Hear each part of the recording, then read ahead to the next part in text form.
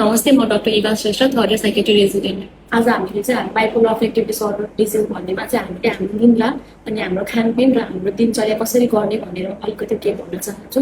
हाम्रो निन्द्रा बाइपोलर बिपिएडी भन्ने रोगमा चाहिँ हाम्रो निन्द्रा डिस्टर्ब हुने भएको भएर निन्द्राको लागि केही स्लिप हाइजिन भन्ने कुराहरू मेन्टेन गर्नुपर्ने हुन्छ। जस्तो कि हामीले नियमित एउटै समयमा सुत्न जाने र नियमित एउटै समयमा उठ्ने बानी गर्नुपर्ने हुन्छ। अर्को भनेको हामीले हाम्रो जुन ओछ्यान सुत्ने ओछ्यान छ त्यो सुत्ने ओछ्यानलाई सुत्नको लागि मात्रै प्रयोग गर्ने र दिनभरि अरू बेला चाहिँ मोबाइल चलाएर पढ्ने अथवा यतिकै बस्नलाई युज नगर्ने।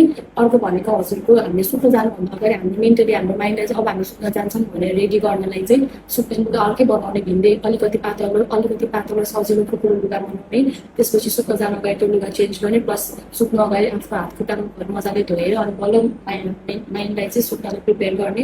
अर्को भनेको हामीले सकेसम्म रुमको टेम्परेचर आफ्नो शरीरलाई सबै म्यानेज हुने गरी टेम्परेचर म्यानेज गर्नु पऱ्यो। जस्तो कि गरम बेला फ्यानहरू मजाले राख्ने, एसीहरू चलाउने अथवा गरम जाडो बेलामा हिटरहरू चलाएर रातभरि नभए पनि सुत्न अगाडि टेम्परेचर मेन्टेन गर्नुपर्ने भयो।